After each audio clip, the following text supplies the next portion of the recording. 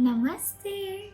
I'm Rishikesh from Mumbai, and when I first came here, I never thought that I would be interested in the more serious parts of yoga, like pranayama, meditation, philosophy.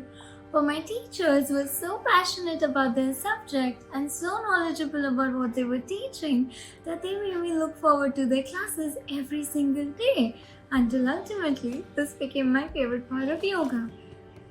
They made every day seem like a different adventure, not only because we were learning so many new asanas every day, but also because we had so many activities to look forward to.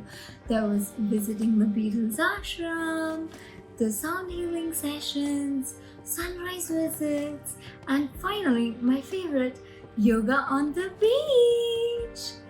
And after everything, when we sat down at the dinner table every single night talking about our day, kind of felt like a second family.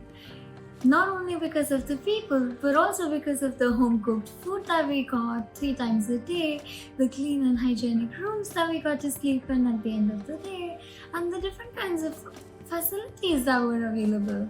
But most of all, what made Vinyasa Yogashala feel like my second home was the kind of support that I got from teachers, not only in terms of the kind of doubts that I had, but also in terms of the silly doubts that I had, like how do you use the washing machine?